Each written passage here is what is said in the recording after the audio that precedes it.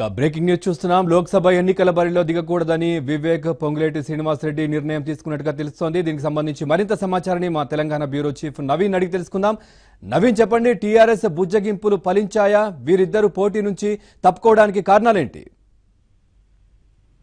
పవన్, ఇవాటితో లోక్సభ ఎన్నికలకు సంబంధించిన నామినేషన్ల గడువు ఇవాటితో ముగుస్తోంది. అయితే టీఆర్ఎస్ పార్టీ టికెట్ నిరాకరించిన 5 సిట్టింగ్ ఎంపీల్లో ప్రధానంగా ఇటు పెద్దపల్లి అలానే ఖమ్మం లోక్సభకు సంబంధించి ఒకంత ఇప్పటి వరకు కూడా కన్ఫ్యూజన్ ఉండింది. ఎందుకంటే అక్కడ టికెట్ ఆశిస్తున్నటువంటి మాజీ ఎంపీ వివేక్ అలానే సిట్టింగ్ ఎంపీగా ఉన్నటువంటి పొంగులేటి శ్రీనివాసరెడ్డి వీరిద్దరు కూడా తమ భవిష్యత్ కార్యాచరణ విషయంలో ఇంకా సస్పెన్స్ గానే ఉంచారు.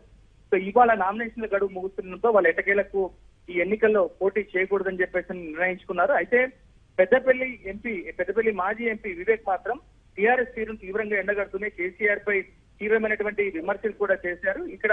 ఎక్కడ కూడా ఈయనతో టీఆర్ఎస్ పార్టీ చర్చలు జరిపినటువంటి దాఖలాలు లేవు. పైగా అక్కడ టీఆర్ఎస్ నాయకులంతా కూడా వివేక్ పై తీవ్రమైనటువంటి ఆరోపణలు కూడా చేసినటువంటి పరిస్థితి కనిపిస్తుంది.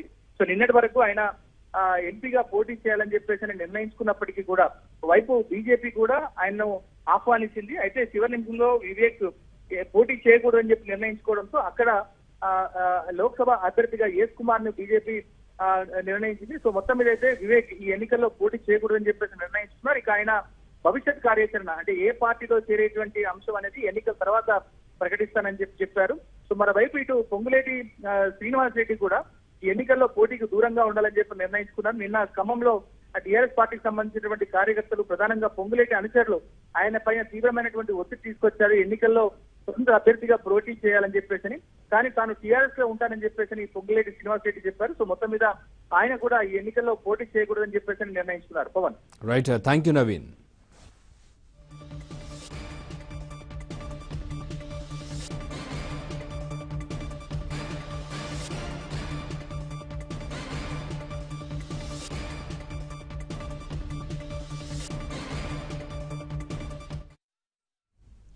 ఇప్పుడు మరో చిన్న విరామం తీసుకుందాం.